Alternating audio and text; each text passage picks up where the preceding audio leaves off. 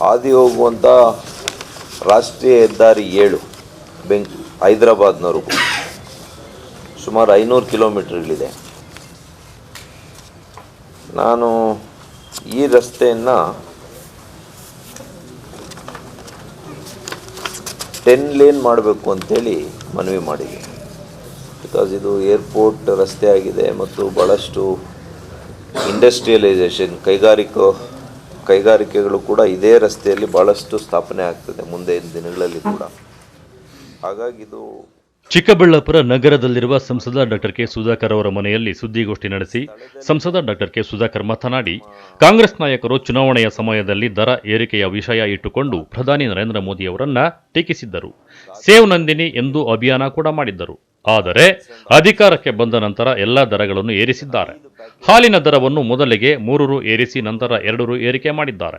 ಕೋಲಾರ ಚಿಕ್ಕಬಳ್ಳಾಪುರ ಹಾಲು ಒಕ್ಕೂಟ ರೈತರಿಗೆ ನೀಡುವ ಹಣದಲ್ಲಿ 2 ರು ಕಡಿತ ಮಾಡಿದೆ. ನ್ಯಾಯವಾಗಿ ರೈತರಿಗೆ ಹೆಚ್ಚು ಹಣ ನೀಡಬೇಕಿತ್ತು ಎಂದರು. ಏರಿಕೆ ಮಾಡಿದ 2 ರು ಹಾಗೂ ರೈತರಿಂದ ಕಡಿತ ಮಾಡಿದ 2 ರು ಸೇರಿದರೆ 4 ರು ಆಗುತ್ತದೆ. ಕೋಚಮುಲ್ನಲ್ಲಿ 12 ಲಕ್ಷ ಲೀಟರ್ ಹಾಲು ಮಾರಾಟವಾಗುತ್ತಿದ್ದು, ಈ ಹೆಚ್ಚುವರಿ 4 ರುನಿಂದ ದಿನಕ್ಕೆ 48 ಲಕ್ಷ ರು ಹೆಚ್ಚುವರಿಯಾಗಿ ಬರ್ತಾ ಇದೆ. ಇದನ್ನು ರೈತರಿಗೆ ನೀಡ್ತಾ ಇಲ್ಲ. ಒಂದು ಹಸುವಿಗೆ ದಿನಕ್ಕೆ 5 ಕೆಜಿ ಪಶು ಆಹಾರ ಹಾಗೂ 20 ರಿಂದ 50 ಕೆಜಿ ಮೇವು ಬೇಕಾಗುತ್ತದೆ. ಪಶು ಆಹಾರಕ್ಕೆ 50 ಕೆಜಿಗೆ 1150 ರು ದರವಿದೆ. ಹೀಗಾದ್ರೆ ರೈತರು ಬದುಕುವುದು ಹೇಗೆ ಎಂದು ಪ್ರಶ್ನೆ ಮಾಡಿದರು. ಕಾಂಗ್ರೆಸ್ ಸರ್ಕಾರ ಈ ರಾಜ್ಯದಲ್ಲಿ ಗ್ಯಾರಂಟಿ ಹೆಸರಿನಲ್ಲೇ ಬಂತು ಮತ್ತು ಬರುವಂಥ ಸಂದರ್ಭದಲ್ಲಿ ಕೂಡ ನಮ್ಮ ಪ್ರಧಾನಿಗಳನ್ನು ಭಾಳ ತೀಕ್ಷ್ಣವಾಗಿ ಟೀಕೆಗಳನ್ನು ಕೂಡ ಮಾಡಿದರು. ಎಲ್ಲ ಇವ್ರು ಬಂದ ಮೇಲೆ ದರ ಏರಿಕೆ ಆಗೋಯ್ತು, ಗ್ಯಾಸ್ ಸಿಲಿಂಡರ್ಗೂ ಪೂಜೆ ಮಾಡಿದರು ಚುನಾವಣೆಗೆ ಮುಂಚೆ.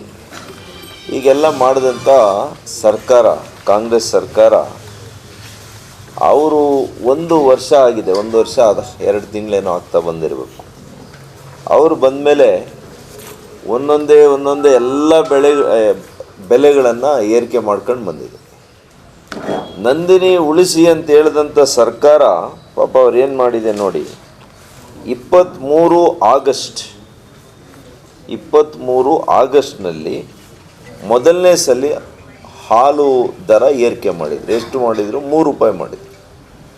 1 ಲೀಟರ್ಗೆ ಹಾಲಿನ ದರ 3 ರೂಪಾಯಿ ಜಾಸ್ತಿ ಮಾಡಿದರು. ಈಗ ಮೊನ್ನೆ ನೋಡಿದಿರಿ 2 ರೂಪಾಯಿ ಜಾಸ್ತಿ ಮಾಡಿದ್ದಾರೆ. ಅಲ್ಲಿಗೆ 5 ರೂಪಾಯಿ ಆಯಿತು. ಇದೇ ವರ್ಷದಲ್ಲಿ, ಒಂದೇ ವರ್ಷದಲ್ಲಿ 5 ರೂಪಾಯಿ 1 ಲೀಟರ್ಗೆ ಹೆಚ್ಚಿಗೆ ಮಾಡಿದರು.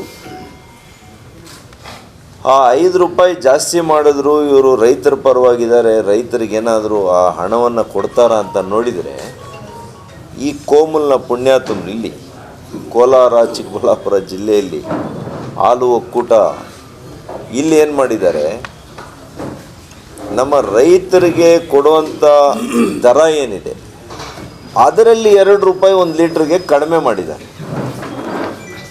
ಈ 5 ರೂಪಾಯಿ ಗ್ರಾಹಕರ ಹತ್ರ ನೀವೇನು ವಸೂಲು ಮಾಡ್ತೀರಿ, ಅದರಲ್ಲಿ ಸ್ವಲ್ಪ ಆದರೂ ನೀವು ರೈತರಿಗೆ ಕೊಡಬೇಕಾಗಿತ್ತಲ್ಲ. 1 ಲೀಟ್ರಿಗೆ 3 ರೂಪಾಯೋ 1 ರೂಪಾಯಿ, 1 ಲೀಟ್ರಿಗೆ 2 ರೂಪಾಯಿ ಹೆಚ್ಚಿಗೆ ಕೊಡಬೇಕಾಗಿತ್ತು. ಅದನ್ನು ಮಾಡಲಿಲ್ಲ. ಇವತ್ತು ಕೋಮಲ್ ಉದಾಹರಣೆಗೆ 2 ರೂಪಾಯಿ ಇವತ್ತು ಏನು ನೀವು ಕಡಿಮೆ ಮಾಡಿದಿರಿ, ಈಗ 2 ರೂಪಾಯಿ ಜಾಸ್ತಿ ಗ್ರಾಹಕರಿಗೆ ಮಾಡಿದಿರಿ. ನಿಮ್ಮ ಆದಾಯ ಎಷ್ಟು? 4 ರೂಪಾಯಿ ಆಯಿತು 1 ಲೀಟ್ರ್. 4 ರೂಪಾಯಿ ಆಯಿತು 1 ಲೀಟ್ರಿಗೆ. ಒಕ್ಕೂಟಕ್ಕೆ ನಾನು ಹೇಳೋದು 12 ಲಕ್ಷ ಲೀಟ್ರು ಸರಿಸುಮಾರು ಇವತ್ತು ಕೋಲಾರ ಚಿಕ್ಕಬಳ್ಳಾಪುರ ಎರಡೂ ಸೇರಿ ಒಂದು ದಿವಸಕ್ಕೆ ಇವತ್ತು ಹಾಲು ಶೇಖರಣೆ ಆಗುತ್ತೆ. ಅಲ್ಲಿಗೊಂದು ದಿವಸಕ್ಕೆ ನಿಮಗೆ ಎಷ್ಟಾಯಿತು? 48 ಲಕ್ಷ ಲಾಭ ಆಯಿತು. 12 ಲಕ್ಷ ಲೀಟ್ರ್ ಅಂದರೆ 4 ರೂಪಾಯಿ ಇಟ್ಕೊಂಡ್ರೆ 48 ಲಕ್ಷ ಅಧಿಕವಾಗಿ ನಿಮಗೆ ಬರ್ತಾಯಿದೆ. ಇದರಲ್ಲಿ ನೀವು ರೈತರಿಗೆ ಏನಾದರೂ ಪಾಸಾನ್ ಮಾಡಿದ್ದೀರಾ? ಇಲ್ಲ. ಒಂದು ದಿನ ಹಸುವಿಗೆ 5 ಕೆಜಿ ಪಶು ಆಹಾರ ಬೇಕು ಅಂತ ಹೇಳಿದ್ದ ಒಂದು ಹಸುವಿಗೆ. ಇದರ ಜೊತೆಗೆ ಒಂದು ಹಸುವಿಗೆ 25 ರಿಂದ 50 ಕೆಜಿ ಮೇವು ಬೇಕು. ಮತ್ತು ಪಶು ಆಹಾರದ ದರ 50 ಕೆಜಿಗೆ ಎಷ್ಟಿದೆ ಇವತ್ತು? 1150 ರೂಪಾಯಿ. ಹೆಂಗೆ ರೈತರು ಉದ್ಧಾರ ಆಗೋದು? ಆ ರೂಪುರೇಷೆಗಳನ್ನು ನಾವು ಸಿದ್ಧ ಮಾಡ್ತೇವೆ. ರೈತರ ಪರವಾಗಿ ನಾವು ನಮ್ಮ ಧ್ವನಿಯನ್ನು ಎತ್ತುತ್ತೇವೆ, ಹೋರಾಟವನ್ನು ಅವ್ರ ಪರವಾಗಿದ್ದೇವೆ. ನಾವು ರೈತರ ಬಗ್ಗೆ ಕೇಳೋದಕ್ಕೆ ಇನ್ನೂ ಬದುಕಿದ್ದೀವಿ ನಾವು. ಇವರೆಲ್ಲ ಕಾಂಗ್ರೆಸ್ನ ಸರ್ಕಾರ ಬಂದು ಇವರು ದುರಾಡಳಿತದಿಂದ ರೈತರನ್ನ ಹಾಳು ಮಾಡೋದಕ್ಕೆ ನಾವಿರೋವರೆಗೂ ಅವಕಾಶ ಕೊಡೋದಿಲ್ಲ.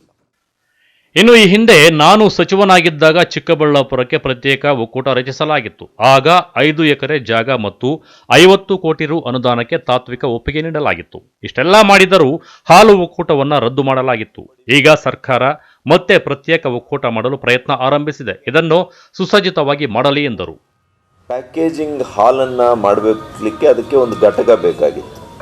ಮೆಗಾ ಡೈರಿ ಜೊತೆಗೆ ಅದಕ್ಕೆ ಒಂದು ಟೆಟ್ರಾ ಪ್ಯಾಕು ಅಥವಾ ಪ್ಯಾಕೇಜಿಂಗ್ ಮಾಡುವಂಥ ಹಾಲು ಮಾಡೋದಕ್ಕೆ ಒಂದು ಘಟಕ ಮಾಡಲಿಕ್ಕೆ 5 ಎಕರೆ ಜಮೀನು ಹೆಚ್ಚುವರಿಯಾಗಿ ಬೇಕು ಅಂದರು. 5 ಎಕರೆ ಹೆಚ್ಚುವರಿ ಜಮೀನು 50 ಕೋಟಿ ರೂಪಾಯಿ ಕೊಡಲಿಕ್ಕೆ ನಾವು ತಾತ್ವಿಕವಾಗಿ ಒಪ್ಪಿಗೆ ಕೊಟ್ಟಿದ್ವಿ, ನಮ್ಮ ಹಿಂದಿನ ಸರ್ಕಾರ, ಬೊಮ್ಮಾಯಿರವರ ಸರ್ಕಾರ. ಉದಾಹರಣೆಗೆ ಇವತ್ತು ಧಾರವಾಡದಿಂದ ಹಾವೇರಿಯನ್ನು ಮಾಡಿಕೊಂಡ್ರು. ಈಗ ಹಾಲು ಒಕ್ಕೂಟ ಮನೆ ಬೊಮ್ಮಾಯಿರವರೇ ಮಾಡ್ಕೊಂಡ್ರು.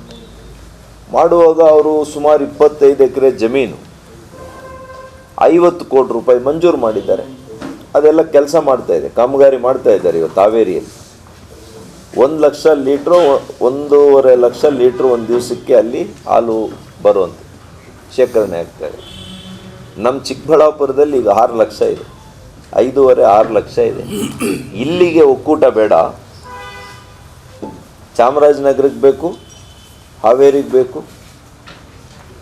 ಇದೇ ಮಾನ್ಯ ಮುಖ್ಯಮಂತ್ರಿಗಳು ಚಾಮರಾಜನಗರ ಹಾಲು ಒಕ್ಕೂಟ ಮಾಡಿದ್ರೆ ಅವತ್ತು. ಅಲ್ರಿ, ನೀವು ಆಡಳಿತ ಮಂಡಳಿ ಇಟ್ಕೊಂಡಿದ್ದೀರಿ, ಚುನಾವಣೆ ಆಗಬೇಕಾಗಿತ್ತು. ಯಾವ ಪುರುಷಾರ್ಥಕ್ಕೆ ಮತ್ತೆ ನೀವು 1 ವರ್ಷ ನೀವು ಏನು ಮಹಾ ಸಾಧನೆ ಮಾಡಿದ್ದೀರಾ ಅಂತೇಳಿ ನಿಮ್ಮ ಟೈಮ್ ಅವಧಿ ಆಗೋದ್ಮೇಲೂ ಕೂಡ ಚುನಾವಣೆಯೇ ಮುಂದಕ್ಕೆ ಹಾಕುವಂಥ ಪ್ರಯತ್ನ ಮಾಡ್ತಾ ಇದ್ದೀರಿ. ಎಲ್ಲಾದರೂ ಇದು ಕಾನೂನಲ್ಲಿ ಅವಕಾಶ ಇದೆಯಾ? 5 ವರ್ಷ ನಮ್ಮ ವ್ಯಾಪ್ತಿ ಆಗೋದ್ಮೇಲೆ, ನಮ್ಮ ಸಮಯ ಆಗೋದ್ಮೇಲೆ ಚುನಾವಣೆಗೆ ಹೋಗಬೇಕು. ಇಲ್ಲ ಅಂದರೆ ಆಡಳಿತಾಧಿಕಾರಿ ಆಗ್ಬೇಕು ಚುನಾವಣೆ ಆಗದೇ ಇದ್ದರೆ. ಇದು ಸಂಪ್ರದಾಯ, ಇದು ಕಾನೂನು, ಇದು ನಿಯಮ. ಇವೆಲ್ಲವನ್ನೂ ಕೂಡ ಮೀರಿ ನಮ್ಮದು ನಡೆಯುತ್ತೆ, ನಮ್ಮ ಸರ್ಕಾರ ಇದೆ ಅಂತೇಳಿ ಆಡಳಿತಾಧಿಕಾರಿನೂ ನೇಮಕ ಮಾಡ್ದಿರ ಇರುವಂಥ ಚುನಾಯಿತ ಪ್ರತಿನಿಧಿಗಳೇ ನೀವೇ ನಡೆಸೋದು. ದಲಿತರ ಉದ್ಧಾರಕರು, ಪರಿಶಿಷ್ಟ ಜಾತಿ, ಪರಿಶಿಷ್ಟ ಪಂಗಡದವರು, ಅಂಬೇಡ್ಕರ್ ವಾದಿಗಳು, ಕಾಂಗ್ರೆಸ್ ಅಂದರೆ ನಾವೇ ಅವ್ರ ವಾರಸ್ದಾರ. ನಾವು ಮಾಡಿದ್ದು ಭಾಷಣ ಮಾಡಿದ್ದು ನಿಮ್ಮ ಬಿಟ್ಟು ಗ್ಯಾರಂಟಿಗಳಿಗೆ ಅದರಲ್ಲಿ ದುಡ್ಡು ತೆಗೆದಿದ್ದೀವಿ. ಈ ಸಲಿನೂ 15,000 ಕೋಟಿನ 14,500 ಕೋಟಿ ಹಣ ಅದರಲ್ಲಿ ತಗೊಂಡಿದ್ದೀವಿ. ಅವ್ರಿಗೆ ಅನ್ಯಾಯ ಮಾಡಿಲ್ವಾ? ಅದರಲ್ಲಿ ವಿಶೇಷವಾಗಿ ಈ ಭಾಗದ ರೈತರು ನಾನು ಮನವಿ ಮಾಡ್ತೇನೆ, ತಾವು ಈ ರೀತಿಯಲ್ಲಿ ಮೌನಿಗಳಾದರೆ ಆಗಲ್ಲ. ಮೌನಿಗಳಾದರೆ ನಾವೇನನ್ನು ಗಳಿಸ್ಲಿಕ್ಕೆ ಸಾಧ್ಯ ಇಲ್ಲ, ಸಾಧನೆ ಮಾಡಲಿಕ್ಕೆ ಸಾಧ್ಯ ಇಲ್ಲ. ನೀವೆಲ್ಲ ಕೂಡ ಜೊತೆಯಲ್ಲಿ ನಿಲ್ಲಬೇಕು. ಯಾಕೆಂದರೆ ಇದು ಆರ್ಗನೈಸ್ ಸೆಕ್ಟರ್. ಇದು ಇವತ್ತು ಹೈನುಗಾರಿಕೆ ಸೆಕ್ಟರ್ ಏನಿದೆ ಅನ್ಕೊಂಡ್ರೆ 10,000 ಜನ ಸೇರ್ಬೋದು ಒಂದು ಕ್ಷೇತ್ರದಲ್ಲಿ. ಹಾಗಾಗಿ ರೈತರು ನೀವು ಒಗ್ಗಟ್ಟನ್ನು, ಸಂಘಟನೆಯನ್ನು, ಹೋರಾಟವನ್ನು ಮೈಗೂಡಿಸ್ಕೋಬೇಕು. ನಿಮ್ಮ ಜೊತೇಲಿ ನಾವಿದ್ದೀವಿ, ನಿಮ್ಮ ಜೊತೇಲಿ ನಾವೆಲ್ಲ ಹೋರಾಟ ಮಾಡೋಕ್ಕೆ ಎಲ್ಲ ನಮ್ಮ ರೈತರ ಮುಖಂಡರುಗಳೇ ನಮ್ಮ ಜೊತೆಯಲ್ಲಿರೋರು, ರೈತರ ಕಷ್ಟ ಗೊತ್ತಿರೋರೇ ನಮ್ಮ ಜೊತೆಯಲ್ಲಿರೋರು. ಸುದ್ದಿಗೋಷ್ಠಿಯಲ್ಲಿ ಜೆಡಿಎಸ್ ಜಿಲ್ಲಾಧ್ಯಕ್ಷ ಮುಕ್ತಾ ಮುನಿಯಪ್ಪ, ಬಿಜೆಪಿ ಜಿಲ್ಲಾಧ್ಯಕ್ಷ ರಾಮಲಿಂಗಪ್ಪ, ಮಾಜಿ ಶಾಸಕರಾದ ಶಿವಾನಂದ್, ರಾಜಣ್ಣ, ಬಿಜೆಪಿ ಜೆಡಿಎಸ್ ಮುಖಂಡರುಗಳಾದ ನವೀನ್ ಕಿರಣ್, ಮರಳಕುಂಟ ಕೃಷ್ಣಮೂರ್ತಿ, ಪುರದಗಡ್ಡೆ ಮುನೇಗೌಡ, ನರಸಿಂಹಮೂರ್ತಿ ಇನ್ನಿತರರು ಉಪಸ್ಥಿತರಿದ್ದರು. ಕಳವಾರ ಅರುಣ್, ಎಂಎಂಟಿವಿ ನ್ಯೂಸ್, ಚಿಕ್ಕಬಳ್ಳಾಪುರ.